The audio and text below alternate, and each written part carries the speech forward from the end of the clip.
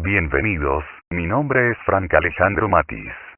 Les explicaré acerca de la violencia en Honduras versus las teorías del delito y desviación. Introducción. En la actualidad la violencia es uno de los temas más relevantes a nivel mundial. A diario hay muertes, personas heridas, en diferentes circunstancias, víctimas de las maras, el tráfico de drogas, grandes grupos organizados que se encargan de transmitir ese miedo, esa inseguridad que se tiene en nuestra sociedad. Vemos que las leyes están, pero muchas veces no son suficientemente fuertes para darle el castigo justo a personas que cometen estos grandes crímenes. En esta presentación daré a conocer ciertos aspectos que van relacionados con la sociología. Muchos han dado diversas teorías con las cuales se quiere dar una respuesta del por qué una persona es capaz de dar muerte, de golpear, de torturar, hasta que la víctima ya no puede más. ¿A qué se debe? Pues habrá diferentes respuestas. La misma sociedad impulsa a la violencia, podría ser hereditario o quizás puede ser causante por el mismo entorno familiar, malas compañías aplicando el dicho, dime con quién andas y te diré quién eres. Honduras es uno de los países más peligrosos del mundo según el ente mundial. La pobreza extrema, falta de trabajo, acecho de las maras, la ubicación en centro de un continente para traficar drogas y personas, nuestras tierras aptas para su cultivo, peleas de territorios, hombres sintiendo odio hacia las mujeres, violencia doméstica, que está muy de moda.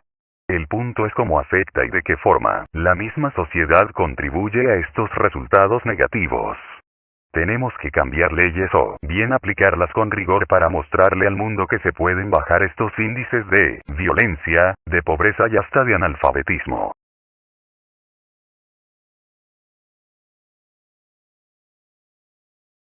¿Qué es un delito?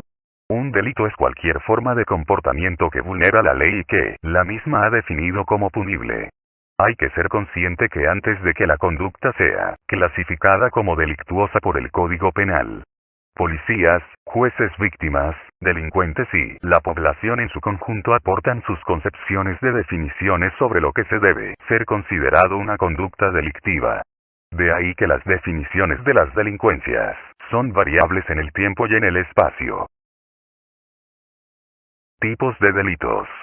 Desde el punto de vista sociológico, los delitos se pueden caracterizar de la manera siguiente. 1. Violencia interpersonal. Comprenden básicamente delitos como el homicidio, las lesiones y las violaciones. 2. Delito ocasional contra la propiedad. Comprenden básicamente formas de violencia oportunista, ejemplo, robos de carros, robos de pulseras, aretes o cadenas.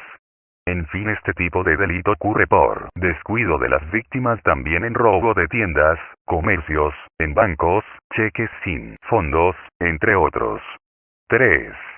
La delincuencia común. Comprende básicamente delitos contra la propiedad como el robo de bancos, comercios, casas de habitación, y también este delito se ve en la compra y venta de objetos robados.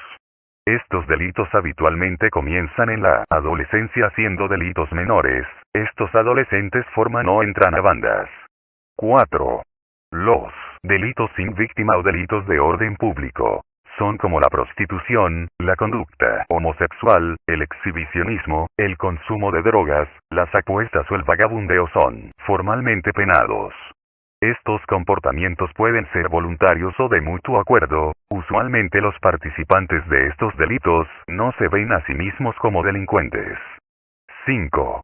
La delincuencia ocupacional. Se produce cuando algunas personas utilizan su profesión u ocupación para alcanzar en forma ilegítima determinados intereses. A esta delincuencia se le considera también delincuencia de cuello blanco. Son delitos de este tipo, fraudes, evasión fiscal, negligencia, entre otros. 6. La delincuencia profesional. Es el delito convertido hoy en día como profesión. En este delito se sitúan los estafadores, timadores y falsificadores. 7. El delito de las organizaciones. La práctica de este tipo va desde la publicidad engañosa, comercio de producto inseguro, contaminación y espionaje. Y 8. La delincuencia organizada. conocida también como el crimen organizado. Este tipo combina lo ilícito con lo legal. En este delito se sitúa el tabaco, prostitución, alcoholismo, armas, droga y el lavado de activo.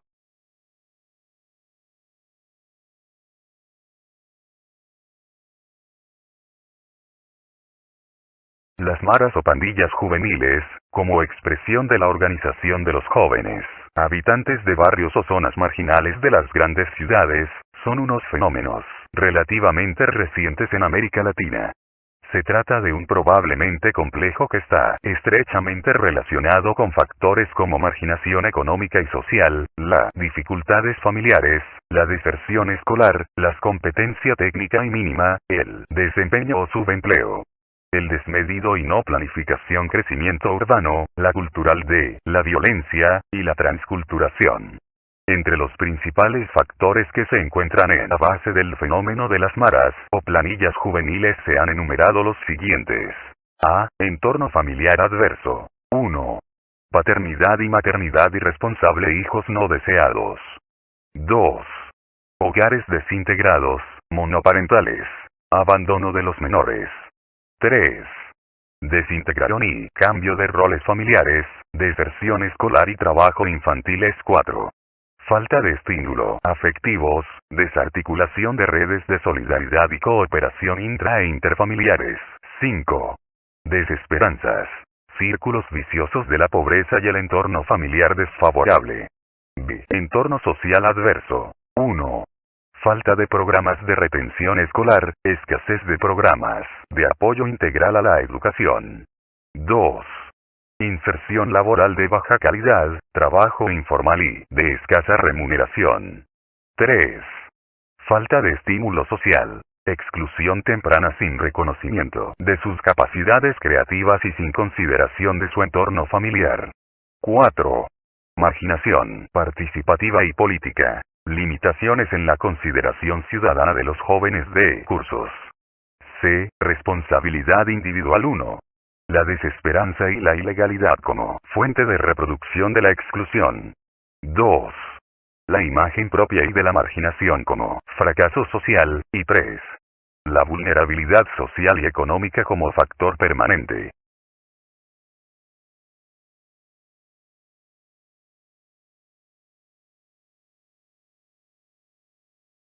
Teoría sobre el delito y la desviación.